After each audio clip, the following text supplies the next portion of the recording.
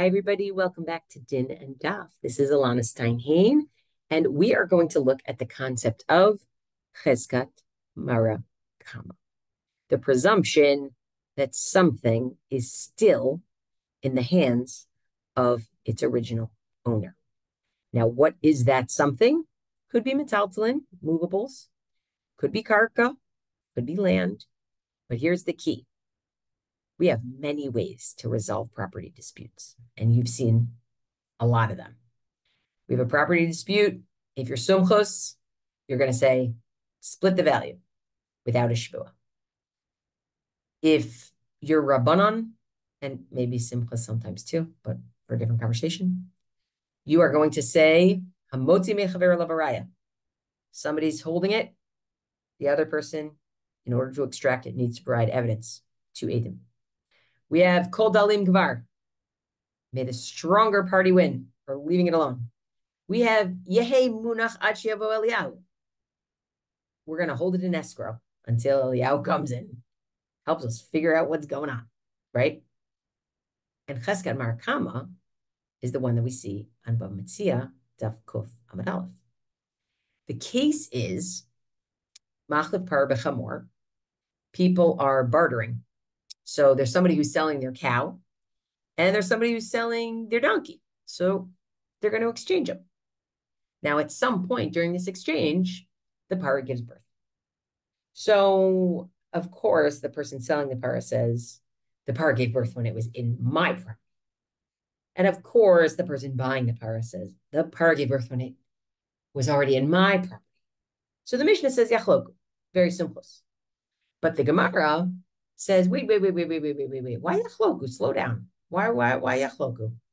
Can we actually look at where the little baby calf is right now and make the other person the motzi mechaver lavaraya? If the baby calf is on the property of the buyer, then great. The seller is the motzi mechaver lavaraya, and if you can't bring two edim, the buyer gets to keep the vlad, gets to keep the calf. And if the calf is sitting in the property of the seller, then if the buyer wants it, that buyer is going to have to bring two edim in order to get it, right? So simple, right?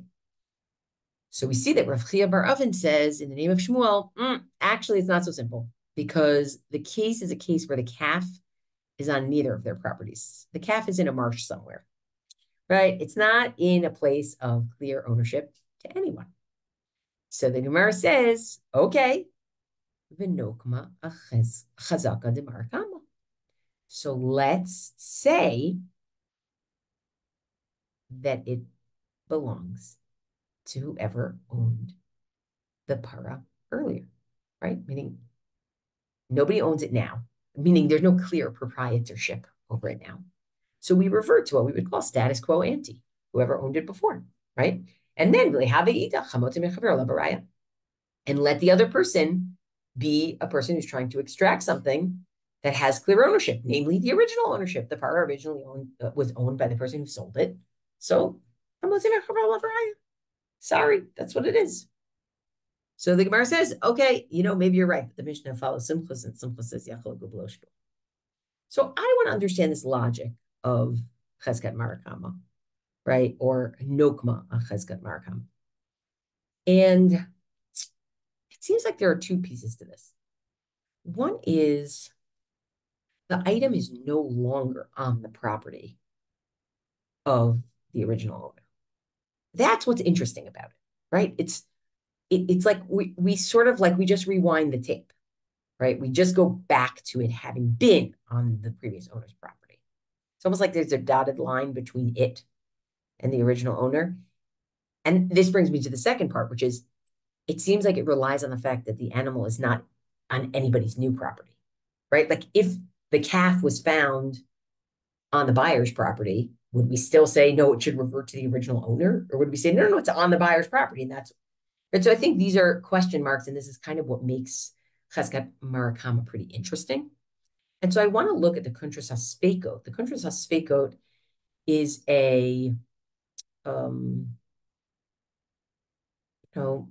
essentially modern compilation. It's like an achronish compilation that is on Choshen Mishpat, on the section of Shulchan Aruch that is talking about financial issues. And it specifically is dealing with contested money, right? And the Kosher Sfeikot offers us two different readings of the logic behind being mokim something on Cheskat Marakam. Okay, so let's take a look. I'm going to share my screen. So we start with this. It says, where do we get this idea of Cheskat Marakama? Right? Bishlam Cheskat Mamon, I understand the idea of Cheskat Mamon when somebody physically has something on their property. That's a svara. That logically makes sense. Obviously, if something is on someone's property, it belongs to them, right? About Cheskat Marakama, but this, rewind the tape and put it back to status quo ante of whoever owned it before. She'ena shum adam muchzak bo. Neither of them actually physically has the calf on their property. Sheyad shnehem shavabo. That essentially they have equal possible ownership over it right now, which is none, right?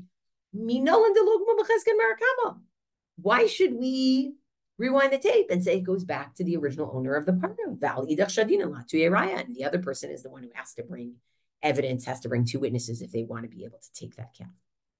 So he says, it's possible to say the Cheskat Marakama b'mamon, that the idea of status quo ante when it comes to contested money, meaning contested possessions, and by the way, movables or land, metaltalin or karka, maybe it comes mikoach chazaka kamaita de isura hudatia.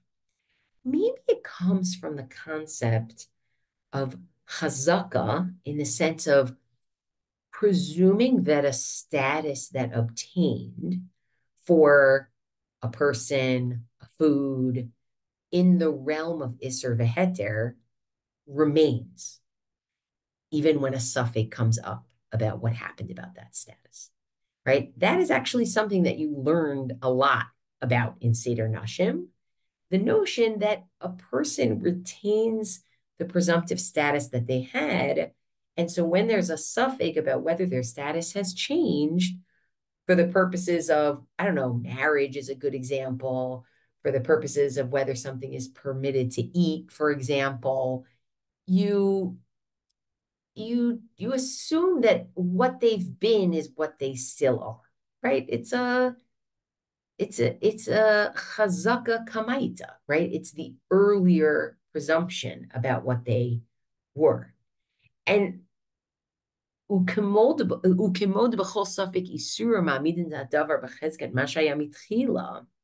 the same way that in the realm of Isser, in the realm of what's forbidden and what's permitted, we will establish something as still having the presumption that it had, right?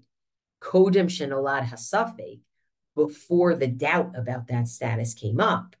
Bein lehetera, bein leisura, whether that lands us in a lenient place or it lands us in a strict place, right? So it's interesting, maybe that's where it comes from. And this is such an interesting suggestion because what it would mean is there's some unified logic throughout Halakha, that there's something to status quo ante, there's something to the way things were. It's almost like the way things were are the way they're going to be, unless we have, I don't know if it would be conclusive proof as much as it would be, unless we have a substantive reason to think otherwise, right? It's like, do things change or do they stay the same? Things stay the same unless you have a reason to presume otherwise. Not unless you have a doubt over whether they stay the same, but unless you have something concrete that might suggest. That doesn't have to be conclusive proof, but something more than just having a doubt. And I think that this suggestion is actually supported by another place in Shas that people point to, that even if it doesn't use the term Cheskat Marakama, seems to be working off of a similar logic.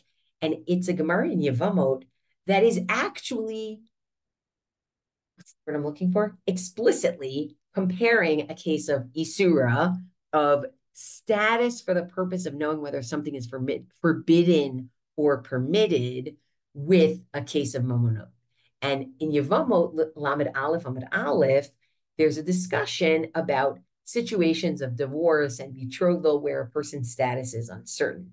And the Gemara wants to compare it to a case of mamon, which is the following case. They say, Midi dehave nechse de barshatia. This should be like the situation of Barshatia's possessions. Now, the name Barshatia is kind of a stage name because Barshatia means son of Shtut, right? Meaning somebody who clearly, and remember way back when we talked about what's the definition of a shota or a shotah. Definition of a shota or a shotah is somebody who's experiencing psychosis or delusions. So Barshatia was clearly somebody who got this label because he sometimes had psychotic periods in his life. And so we know this, that in Halakha, if somebody is itim chalim, itim shoteh, if somebody is sometimes cogent and lucid, and other times they experience psychosis or delusions, at the time when they're lucid, they are responsible for all their transactions. They're responsible for mitzvot. But at the time when they're experiencing psychosis, how could you possibly hold them responsible for their transactions, their mitzvot? It's not fair, right? So this happened that Barshatia, the Barshatia Zav and Nichse, he sold some possessions. And Atu Beitrei Amri and two Eidim came and said, Kishu Chalam Zabin, he was lucid when he sold them, meaning the transaction is legitimate. But another two witnesses came and said, Kishu showed the Zabin, he was psychotic when he sold it, which means we can't hold it. This transaction is not legally binding. So Amar Ravashi says, Oki Trey Lahadi Trey, put 2 versus 2, which essentially, in this case, 2 plus 2 equals 0, right? Because it's really 2 minus 2. It's these Edim versus those Edim, right? What we would call Edei Hakhasha, right? Edim that, undermine the Edut because they say opposite things. And that means you have no Edut, which means you have no Raya, you have no evidence. So now what do? There's no evidence as to whether this should still belong to Barshatia or it shouldn't still belong to Barshatia. But the end of Ravashi's statement is, Ara okma b'chezkat Barshatia. We are going to establish this property as still being in the presumptive ownership of Barshatia. So some people say that what we're looking at here is kind of a parallel to Cheskat Marakam. And to some extent, when the Kuntres Asvikot says, yeah, in the realm of Isser, you have status quo ante, and in the realm of Mamonot, you have status quo ante. This is a perfect example. The Gemara itself is comparing the realm of Ishut, the realm of marital affairs, to the realm of selling one's possession, selling one's property, right? But the truth is, it's hard to sustain this logic because there's so many situations in Shas where we say, mamona me'isur lo yalfinan. We don't learn dine mamonot from dine isur. Now, it's possible we don't learn dine mamonot, the laws of monetary transactions, from the laws of prohibition, forbidden and permitted, because first of all, you just want to keep these legal arenas separate, right? Like it's actually really important. They're each their own animal, so to speak. Another is it's possible that the logic for one doesn't obtain for the other, right? Now, I don't know if the logic of one doesn't obtain for the other, because maybe sometimes we're talking about things that change less in a situation or less often in a situation of Isser and Heter, and things that change more in economic transactions. Or maybe in a case of Isser and Heter, we can find a logic for it that's, maybe a fiat. And in the situation of mamonot, we actually need to be able to articulate some sort of rationale behind it, right? It's not clear why we don't always, and maybe that's a topic for a shir to begin with, of why would we not learn mamon from Isser if there's logic to it? But that's not, often it's the case that we don't, right? So the Kuntres Asveko gives another suggestion as to what might be going on with this Cheskat Marakama. And that is that, Cheskat Marakama is sort of like the dotted line version to what we would say is a chazaka, as in there's something that's on your property, right? Which is a very ironclad kind of ownership, right? So he says, "V'cheskat marakama me'ein cheskat mamon mamish hu." Maybe this idea of status quo ante for the ownership of something is actually similar to, if the book is in my house, it's my book, right? It's true, the book is no longer in my house in this situation of Cheskat Marakama, but the last place it was in my house. So maybe it's kind of similar, right? The Kemod b'Cheskat Mamon, that just like in the case of Cheskat Mamon, meaning when something is actually on my property, Hasvara notenet she'ein lo tzih hemenu v'lo raya, it's logical to suggest that you shouldn't be able to extract it from me without having two witnesses.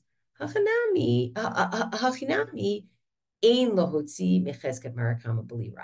it's a similar kind of thing. You shouldn't be able, it doesn't make sense if there was somebody who we know owns something, right? It's not, you can't cut that dotted line without evidence, right? Like there was somebody who owned this and nobody's disproven that. And you have to actually disprove that. If we know that it was owned by her in the beginning,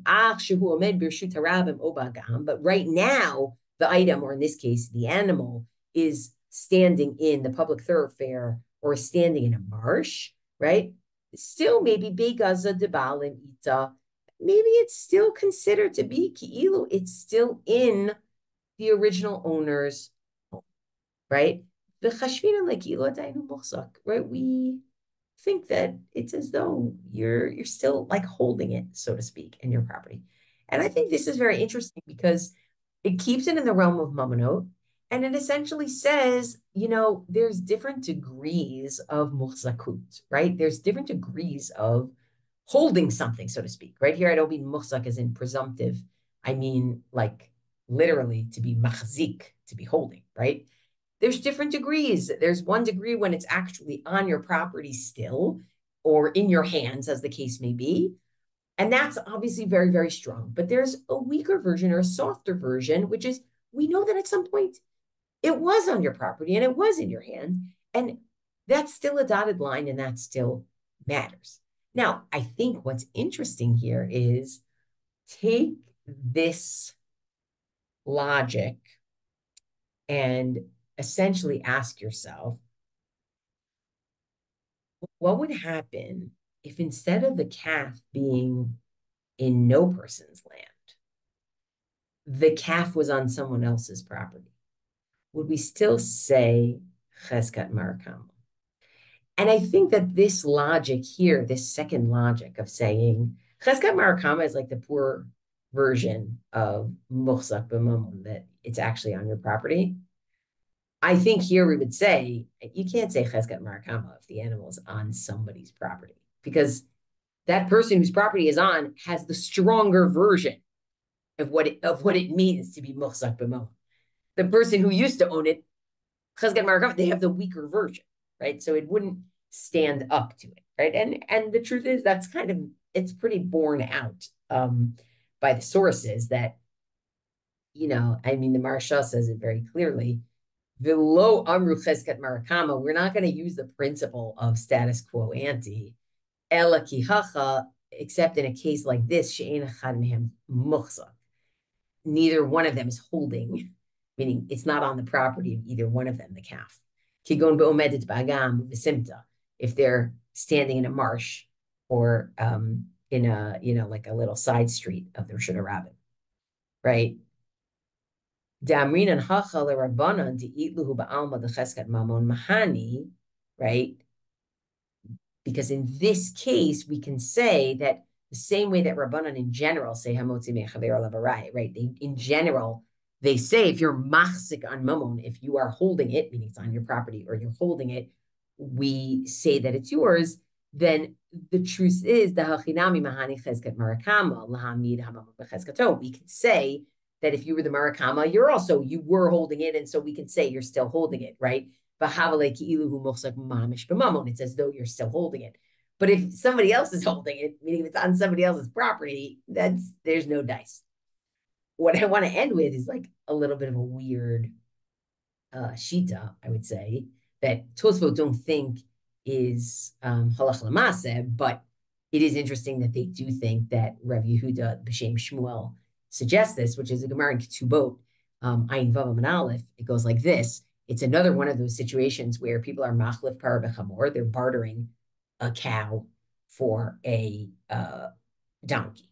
So Amar Rav Yehuda, Amar Shmuel, machlif par b'chamor, umashach bala chamor et para. And what happens is the buyer of the para is moshechet, which is a type of kinyan, right? But velo he speak bal hapara l'mshochet chamor, but the buyer of the donkey, who owns the para, wasn't able to do mashicha, to pull the chamor, to make a kinyan on it, ad shemet hachamor, until the chamor died. Okay, so it's interesting. On the one hand, the person who's selling the chamor now has the para, right? They already have the money, so to speak. But the person who was buying the chamor, they never got their chamor.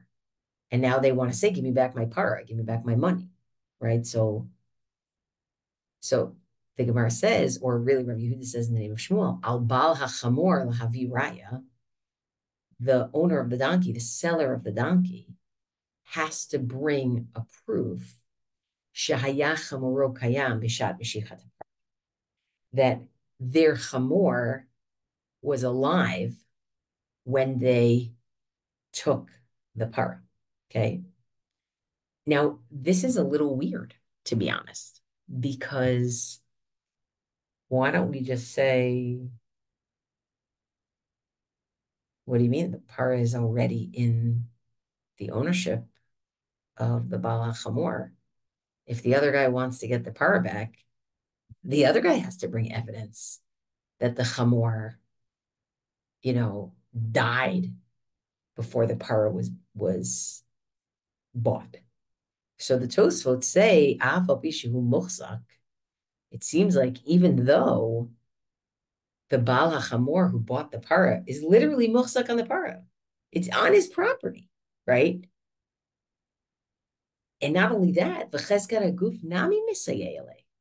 It's not just that, it's even the Chamor has a Cheskat HaGuf that it was alive, right? So like, of course, we should assume that the Chamor was alive for as long as it could be, right? So, v'havalan l'okme hachamor b'cheskat shehaya kayam. We should assume that it's alive for as long as it can be alive. Elatama de Shmuel, maybe Shmuel's reasoning here is demokaminan lapara b'cheskat marakam. Maybe Shmuel is saying, I don't really care. The Baal HaChamor has the para on their property. The Baal HaPara owned the Baal HaPara originally, and we have a suffix, and so we're going to revert to the Baal HaPara, who was the Marakama. So here what you have is just, it's a little bit of a confusing case, so let me make it clear. What you have is party A was the Marakama on the Para. Party B is currently Muchzak on the Para because it's on their property. And yet the Gemara is saying, it reverts to party A unless party B proves that he should be able to keep it. It's very weird. It's literally on someone's property right now. So I leave the logic to people to try to figure out how could you possibly say that a Cheskat Marakama could work against somebody who's literally muhsak on something right now? You could come up with all sorts of logic, right? Like maybe you revert to the strength of Cheskat Marakama is not that it's a soft version of being muhsak on Mammon. The strength of Cheskat Marakama is that just like in the world of Isser, we assume that nothing has changed until we have a substantive reason to think it's changed. Maybe just the weirdness of the case, the fact that we don't know when the Chamor died. It's really not clear, but Tosfot would say halach l'maseh, no. As much as Tosfot would say halach l'maseh, but if you have a Cheskat Marakama versus somebody who's muhsak on something now, the person who's muhsak on something now, that's who we assume owns the item, right? Not like Rabbi Yehuda b'shem Shmuel, but things to think about. Thanks for learning with me. Looking forward to our next conversation.